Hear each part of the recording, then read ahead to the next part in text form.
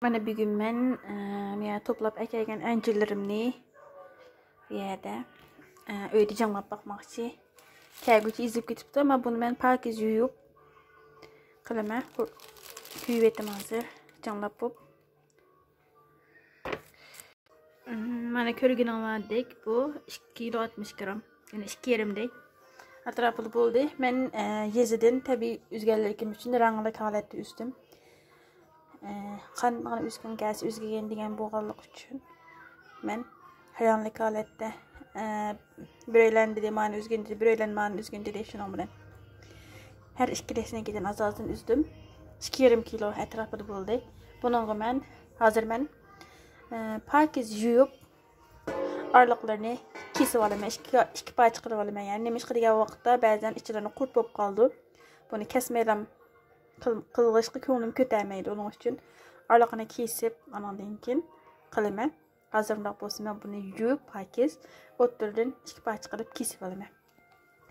Mana bu halatda bizim ottursunu kesip aldım yuyup bir tarafdan encirimni kesip aldım bir tarafdan ilgir qatımlıq videomni ko'rganlar bolsa yes sayahitida yezidne kelgan sütümni qaynatıp atım bir tarafdan bu yana sütüm qaynavatdı o. Yezine kelgen süt. Bunu da ben bazen pişirip kalıyorum. Bazen ballarım süt içip yatıdı her günü. Şu. Bunu kaynatıp attım ben bir taraftan encir murabbası kılıp attım. Encir murabbası yine tayarlı kılıp attım. Encirimini yuyup kesip buldum. İçiden kurt kalan mı diyen asasda ama elhamdülillah kurt çıkmadı. Bugün onlardek ben hazır şekerini tayar kılıp attım. Hazır bu 2 kilo şeker. Benim encirim 2,5 kilo geldi. Bayam canlıgan toq.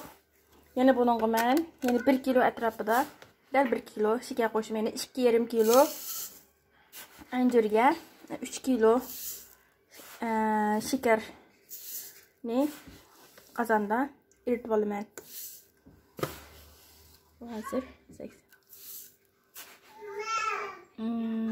Mana 1 kilodan sal boş koptu. Mana. Kögün alarak bunu kazanımda salayıp ocakta elip eritip alayım. Bu şekerimge ben 1 stakan etrafında su koyayım. 1 stakanı hemen koymayayım zaten. Yarım stakan bolsa buldu.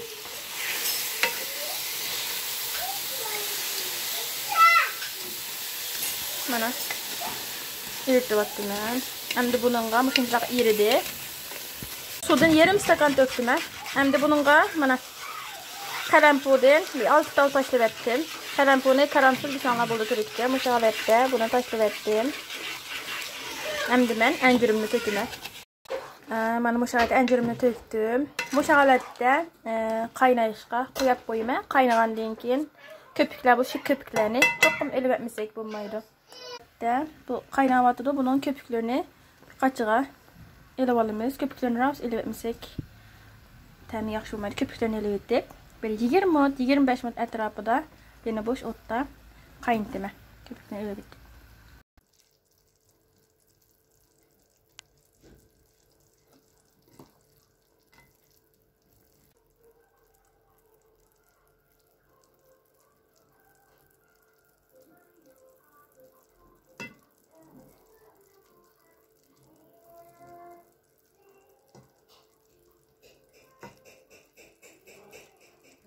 Kaynadım ben.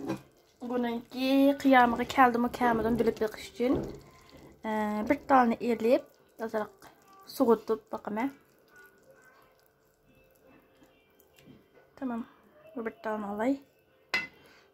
Kaçam gelip soğutup bakma. Kıyama kelgen kemin geldik yine şu vakti bilime.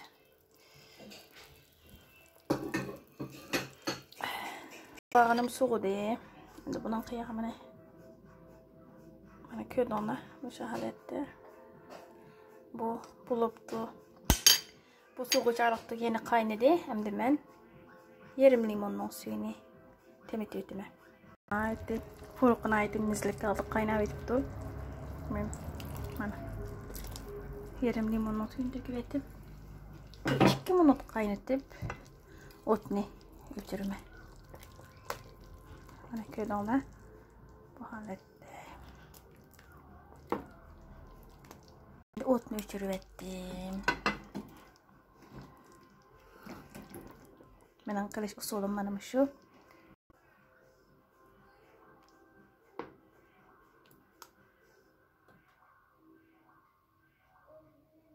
Mana shu holatda anjir murabbasi tayyor bo'ldi.